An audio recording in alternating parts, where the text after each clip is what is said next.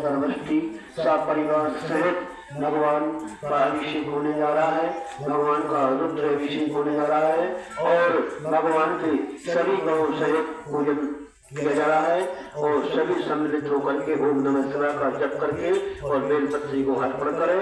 साथ बेलपत्री सहित बेलपत्री से प्रार्थना करें कि हे भगवान शिव जी सदा आगमन बना रहे आपका, हमारा जो ग्राम देवता है सदा प्रसन्न रहे।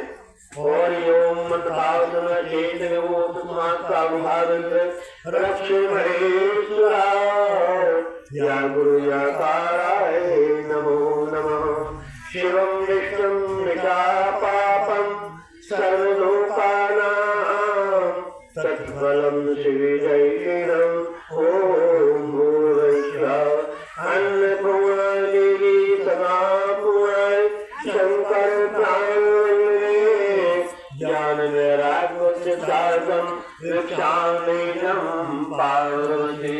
श्री रामचंद्राय नमः।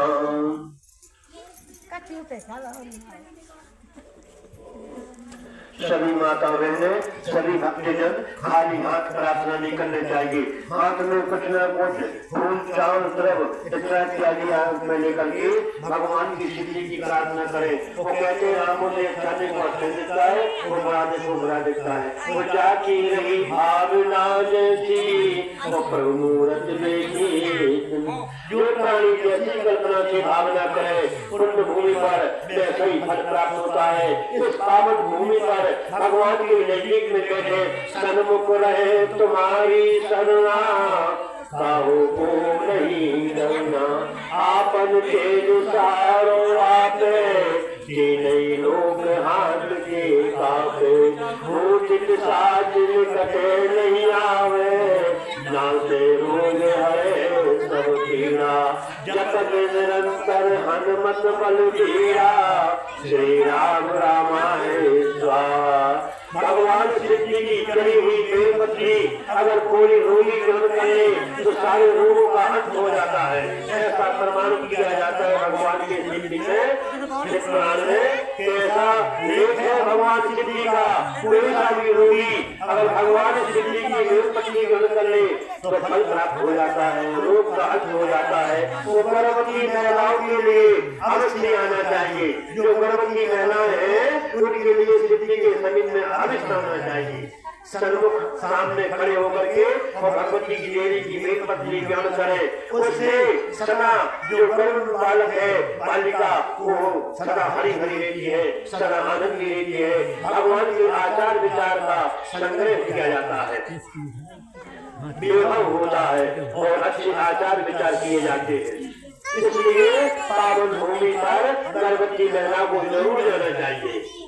सर्वदेभ्यो नमो नमः। श्री तो भगवान शिव जी को पीली सरसों और बड़ा चढ़ा दिए। बड़ा भगवान शंकर जी को बड़ा बहुत प्रिय है। कल रविवार है, शंकर जी को बड़ा बना दिए। बड़ों के बहुत प्रिय है शंकर जी। नमो तस्मै नमो नमः। श्री रामचंद्राय नमः। बोले शंकर भगवान की जय। यजमान और यजमानी भगवान के पावन भूमि पर अति शीघ्र विराजमान हो जाए। आसन पर बैठे और भगवान शिव जी की हाथ में फूल लेकर के प्रार्थना करनी चाहिए। 3 जगह कभी खाली हाथ नहीं जाना चाहिए। 3 जगह एक मित्र के घर में जाना चाहिए, सुधा माता मित्र के घर तो कुछ न कुछ लेके खाली हाथ नहीं गए। मंदिर में जाओ तो कुछ न कुछ लेके भी जाना चाहिए। फूल द्रव्य भोग प्रसादी कुछ न कुछ ले जाए। ऐसे खाली हाथ न आ जाए समालय में भगवान के समीप में कि चलो चलिए बेलपत्री चढ़ाया जी। और ब्राह्मण के घर जाओ, गुरु के घर तो गुरु को कुछ न कुछ लेकर के आओ। फूल द्रव्य दक्षिणा चावल अन्न, इससे अन्न धन की कभी कमी नहीं आती है। ऐसे 3 जगह कभी खाली हाथ नहीं जाना। तो समालय में भगवान की जब आए हो भगवान के समीप में तो किसी को भी खाली हाथ नहीं आना चाहिए। भगवान के समीप में कुछ न कुछ लेकर के आए, जब तो भगवान तुम्हें देगा। अन्नपूर्णा देवी सदा पूर्णाय शंकर पार्वती ज्ञान वैराग्यम सिद्धार्थम पार्वती। फूल चढ़ाने से लक्ष्मी की प्राप्ति होती है। अगर किसी को गरीबी है तो पान, गुलाब का फूल और नींबू दुर्गा जी को अर्पण करे। जयंती मंगला काली भद्रकाली कपाली दुर्गा क्षमा सदा धात्री नमस्कार। इस मंत्र के द्वारा जप करके और पान, नींबू, गुलाब का फूल दुर्गा जी को अर्पण करे। इससे निर्जलता दूर होती है, रिद्धि सिद्धि प्राप्ति होती है। दूबा चढ़ाने से परिवार हरा भरा होता है। फूल चढ़ाने से लक्ष्मी की प्राप्ति होती है। दूध दही चढ़ाने से घर की कष्ट समाधान होती है। घी चढ़ाने से संतान सदा सुखी रहती है। ये भगवान की घोषणा है। हरि ओम नमामि निर्वाणरूपम ब्रह्मव्यापकम ब्रह्मरूपाय नमः। ब्रह्मांड में भगवान का चंद्र लगाए, ब्रह्मांड में भगवान का चंद्र लगा करके अपने सोने मस्तक को न बैठे, भगवान के मस्तक को चंद्र लगा करके भगवान के समीप में बैठे।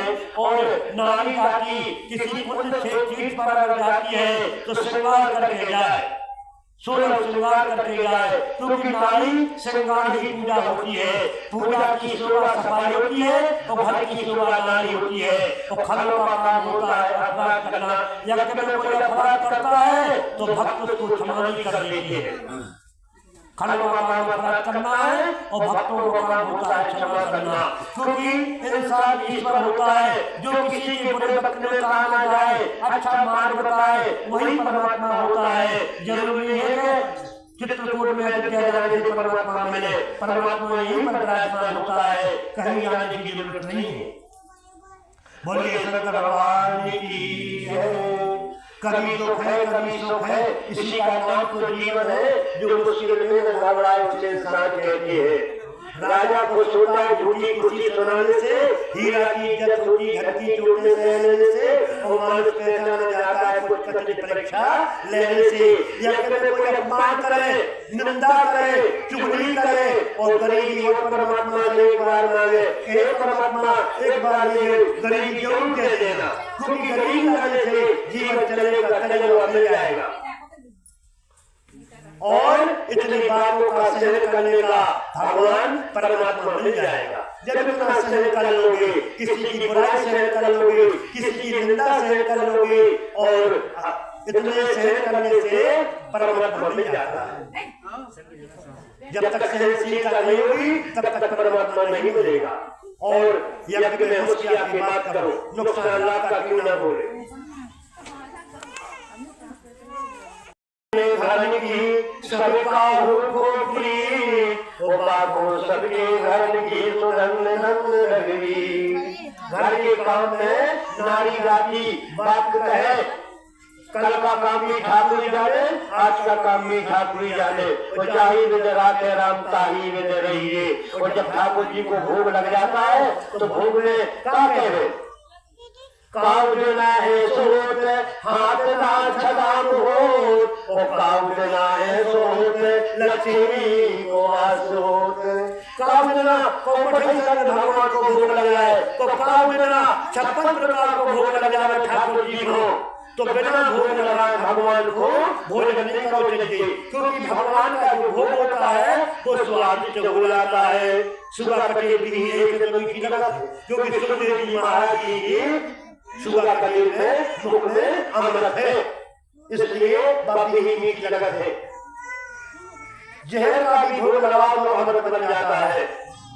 कभी भी हो भोग अवश्य लगाए, पाँव पर के थाली के भोजन करें। और भगवान का जब भोजन हो जाए संपूर्ण हाथ धो ले, फिर भी थाली के पाँव पड़े, तब उसे कहते हैं द्वारकाधीश, न तो नरकाधीश है।